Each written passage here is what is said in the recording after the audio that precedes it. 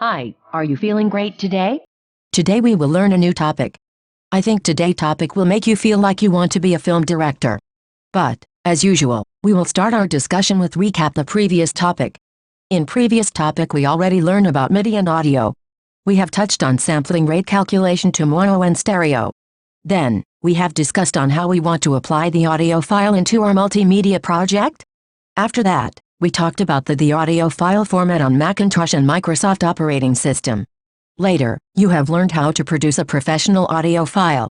During the discussion we have touched on several features can be used to produce the audio file.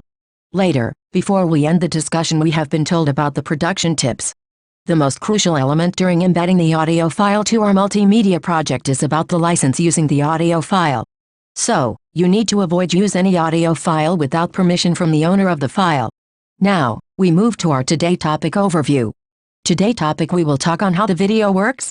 Then, what is broadcasting video standards? Analog video versus digital video. What is a digital video containers? Later, we will take a look the step includes in shooting and editing the video. Finally, we will touch on nonlinear editing video file. Next, is our today learning objective. At the end of the lecture, you must be able to describe the analog video and digital video technologies.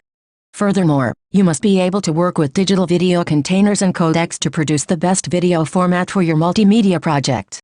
Finally, you must be able to shoot and edit the video to use in your multimedia project. Since the first film flickered to life, people have been fascinated with motion pictures. Until this day, motion video is the element of multimedia that can draw gaps from a crowd at a trade show or firmly hold a student's interest in computer-based learning project. Digital video is the most engaging of multimedia venues, and it is a powerful tool for bringing computer users closer to the real world. It is also an excellent method for delivering multimedia to an audience raised on the television.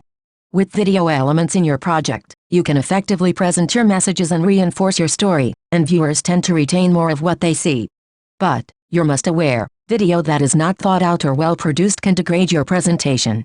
In the slide state that, the video places the highest performance demand of your computer memory and storage. Before you decide to add video to your project, it is important to have an understanding of the medium, its limitations, and its costs. Consider that a high-quality color still image on a computer screen could require as much as 1 megabyte or more of storage and memory. Therefore, to produce a digital video you can estimate the size of the high-quality color still image multiply with 30. Which is the number of times per second that the picture is replaced to provide the appearance of motion. Means you will require at least 30 megabytes of storage to play your video for 1 second and more than 1.8 gigabytes of storage to play your video for a minute. And 108 gigabytes or more to play your video for an hour.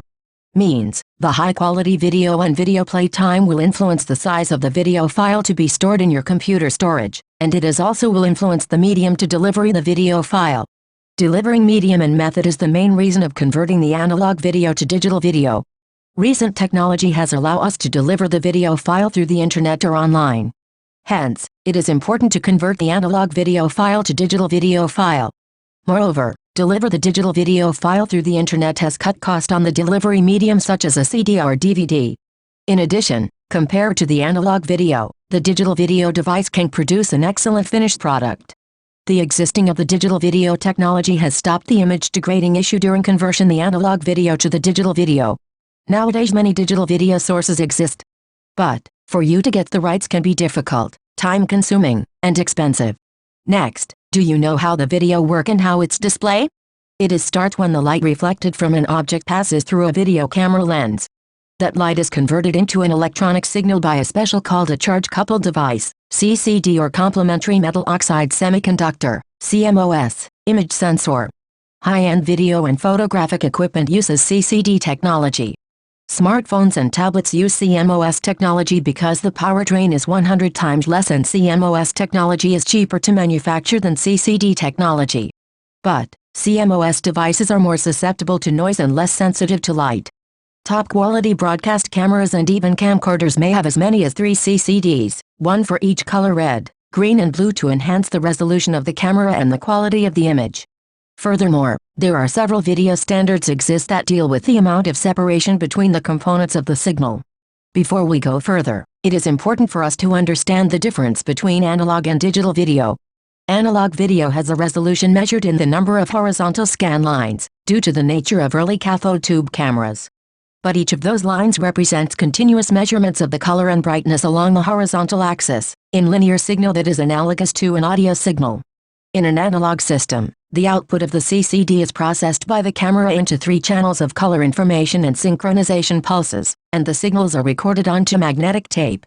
There are several video standards for managing analog CCD output, each dealing with the amount of separation between the components. The more separation of the color information, the higher the quality of the image and the more expensive the equipment. If each channel of color information is transmitted as a separate signal on its own conductor, the signal output is called component, separate red, green and blue channel, which is the preferred method for higher quality and professional analog video work. Lower in quality is the signal that makes up separate video, S-video, using 2 channels that carry luminance and chrominance information. The least separation and thus the lower quality for a video signal is composite. When all the signals are mixed together and carried on a single cable as a composite of the 3 channels and the sync signal, the composite signal yields less precise color definition, which cannot be manipulated or color corrected as much as S-video or component signals. Furthermore, the analog video and audio signals are written to tape by spinning recording head that changes the local magnetic properties of the tape surface in a series of long diagonal stripes. Because the head is canted or tilted at a slight angle compared with the path of the tape, it follows a helical path also known as spiral path, which is called as helical scan recording. Next, is about analog broadcast standard. Some consumer set-top devices like videocassette recorders VCR, cable and satellite receivers add the video and sound signals to a subcarrier and modulate them into a radio frequency, RF. In the FM broadcast band, this is the RF signal available at the antenna out connector of a cable box or a VCRN, depending on the geographical location. Conforms to one of the 3 analog broadcast video standards commonly used around the world. First, National Television Standards Committee, NTSC. Second, Phase Alternate Line, PL, and Sequential Color and Memory, SECM. Usually the signal is modulated on either channel 3 or channel 4, and the resulting signal is demodulated by the TV receiver and displayed on the selected channel. An analog video cassette recorded in the United States which uses the NTSC standard will not play on a television set in any European country which uses either PAL or SECM, even though the recording method and style of the cassette is VHS. Likewise, tapes recorded in European PAL or SECM formats will not play back on an NTSC video cassette recorder. Each system is based on a different standard that defines the way information is encoded to produce the electronic signal that ultimately creates a television picture. Okay, this slide we will talk on digital video. In digital systems, the output of the CCD is digitized by the camera into a sequence of single frames. And the video and audio data are compressed before being written to a tape or digitally stored to disk or flash memory in one of several proprietary and competing formats. Digital video data formats, especially the codec used for compressing and decompressing video and audio data. In 1980s and 1990s broadcast television evolved from an analog standard to a digital standard. The new standards provided TV broadcasters with sufficient bandwidth to present 4 or 5 standard television signals, STV providing the NTSC resolution of 525 lines with a 3:4 aspect ratio, but in a digital signal, or 1 HD TV signal providing 1080 lines of resolution with a movie screen 16:9 aspect ratio. HD TV provides high resolution in a 16:9 aspect ratio. This aspect ratio allows the viewing of CinemaScope and Panavision movies. There was contention between the broadcast and computer industries about whether to use interlacing or progressive scan technologies. Now, we take a look on the design. The first point is CRT stand for cathode ray tube. CRT screen glow red, green or blue when they are energized by an electron beam. It is because the intensity of the beam varies as it moves across the screen. Some colors glow brighter than others. Finely tuned magnets around the picture tube aim the electrons precisely onto the phosphor screen, while the intensity of the beam is varied according to the video signal. This is why you needed to keep speakers away from a CRT screen. It is because the speakers have strong magnets in them. A strong magnetic field can skew the electron beam to one area of the screen and sometimes can cause a permanent blotch that cannot be fixed by degaussing. Degaussing is an electronic process that readjusts the magnets that guide the electrons. Furthermore, if a computer displays a still image or words onto a CRT monitor for a long time without any activity, the phosphors will permanently change, and the image or words can become visible, even when the CRT is powered down. Hence, to avoid this situation, screensavers were invented. Next point is flat screen display. Flat screen displays are all digital, using either liquid crystal display, LCD, light emitting diode, LED, or plasma technologies, and have supplanted CRT for computer use. However, some professional video producers and studios still prefer CRT instead of flat screen displays, because they are claiming the colors are brighter and more accurately reproduced by the CRT screen compared to flat screen. Now, we continue to interlacing and progressive scan subtopic. Interlacing is a process of building a single frame from two fields. It is a technique that helps to prevent flicker on CRT screens, while the computer displays use a different progressive scan technology and draw the lines of an entire frame in a single pass, without interlacing them and without flicker. In television CRT, the electron beam actually makes two passes on the screen as it draws a single video frame, first laying down all the odd-numbered lines, then all the even-numbered lines, as they are interlaced. On the other hand, a computer display, lines are painted 1 pixel thick and are not interlaced. Single pixel lines displayed on a computer screen look fine. Moreover, on a television, these thin lines flicker brightly because they only appear in every other field. Hence, to prevent this flicker on CRT, make sure your lines are greater than 2 pixels thick and that you avoid typefaces that are very thin or have elaborate serifs. For additional info, the term interlacing has a different meaning on the web, where it describes the progressive display of lines of pixel as image data is downloaded, giving the impression that the image is coming from blurry into focus as increasingly more data arrives. Furthermore, most computers today provide video outputs to CRT, LCD, LED or plasma displays at greater than 1024 x 768 screen resolution. Next, is about overscan in safe title area. It is a common practice in the television industry to broadcast an image larger than will fit on a standard TV screen, so that the edge of the image seen by a viewer is always bounded by the TV's physical frame, or bezel. This is called overscan. In contrast, computer displays show a smaller image on the display's picture tube, and known as underscan, leaving a black border inside the bezel. Consequently, when a digitized video image is displayed on a CRT or television, there is a border around the image. And, when a computer screen is converted to video, the outer edges of the image will not fit on a TV screen. It is only about 360 of the 480 lines of the computer screen will be visible. Furthermore, the video editing software often will show you the safe areas while you are editing. Okay, now we want to talk about digital video containers. A digital video architecture is made up of an algorithm for compressing and encoding video and audio, a container in which to put the compressed data, and a player that can recognize and play back those files. Common containers for video are OGG, Theora is for video and Vorbis is for audio. Flash Video, FLV, Moving Picture Experts Group, MPEG also known as MP4, QuickTime, MOV, Windows Media Format, WMV, WebM, WEBM, and Real Media, RM. Containers may include audio and video data compressed by a choice by a codecs, and media players may recognize and play back more than one video file container format. Container formats may also include metadata, means important information about the tracks contained in them, and even additional media besides audio and video. The QuickTime container, for example, allows inclusion of text tracks, chapter markers, transitions, and even interactive sprites. Another subtopic in this slide is codecs. As I mentioned in previous lecture, codec is combination of word compressor and decompressor. To digitize and store a 10-second clip of full-motion video in your computer requires transfer of an enormous amount of data in a very short amount of time.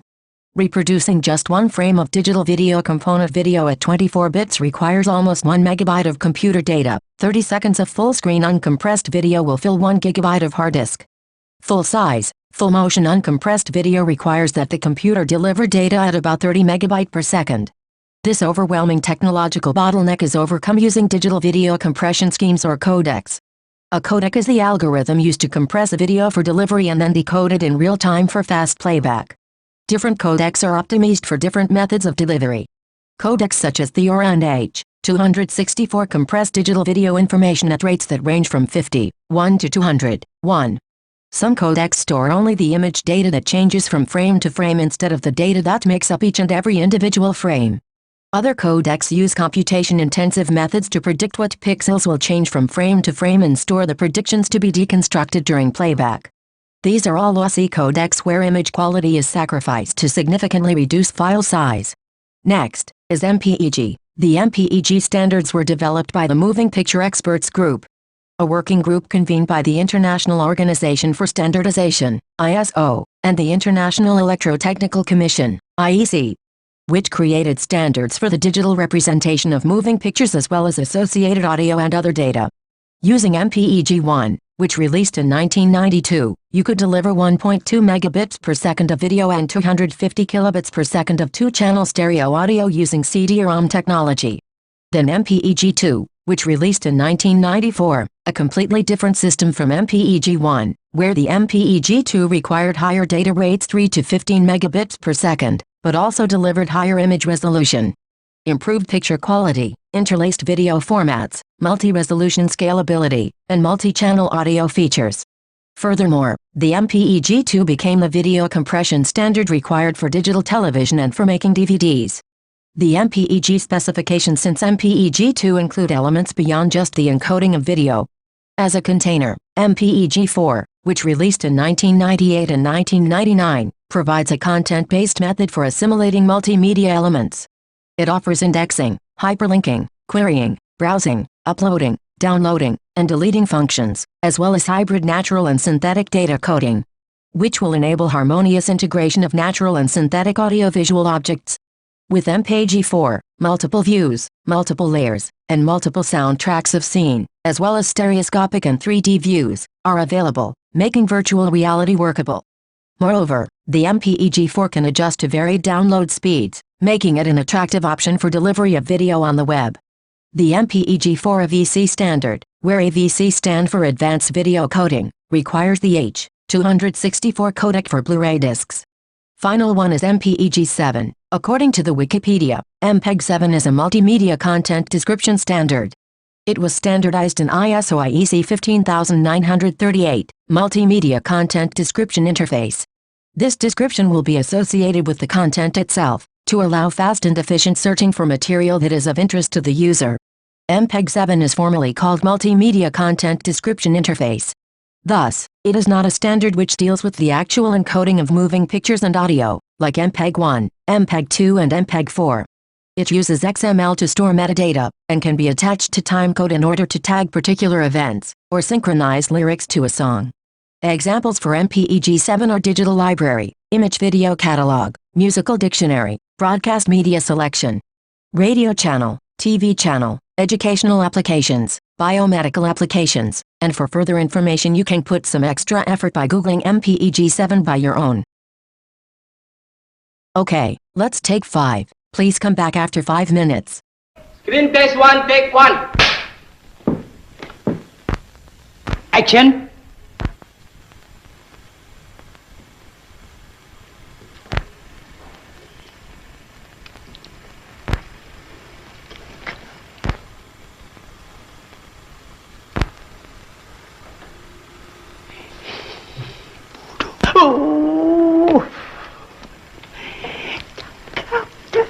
Okay, shall we continue? I believe that everybody has an experience to shoot a video and done several video editing before. But, before you head out for shooting with your camcorder or smart device, it is important to understand at least the basics of video recording and editing, as well as the constraints of using video in multimedia project. Good videography requires good hardware and software, as well as good shooting techniques and editing. Piecing together your many shots, images, and sounds and delivering them as a finished product on CD or DVD or internet requires editing software. Both your camera and editing software must be completely understood. Now, when we talk about shooting the video, most you think about smart devices. But, to have a good quality of the recording output, it is better to have a camcorder, which is the camcorder is specialized built to shoot a video. Setting up a production environment for making digital video requires hardware that meets minimum specifications for processing speed, data transfer, and storage. There are many considerations to keep in mind when setting up your production environment, depending on the capabilities of your recording device. Here I list up several things that you must consider regarding the hardware. First, is fast processor. Second, is reliable numbers of computer RAM. Third, is the necessary cable such as FireWire or USB. Fourth, is fast and big size of hard disk or storage. Fifth, a second display or monitor screen. Sixth, is an external speakers. Seventh, is you must have a nonlinear editing software. It is start from the device that you use for shooting, the computer hardware and software that you will use for the editing. All those are connected each other to produce a quality digital video.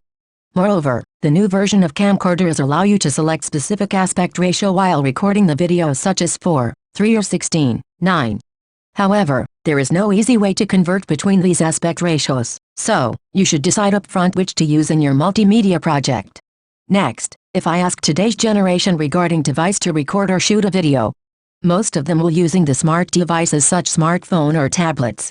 According to the Taiwan in Multimedia, Making It Work, 9th edition, the smart devices use the cheap lenses, tiny sensors, and lower quality display.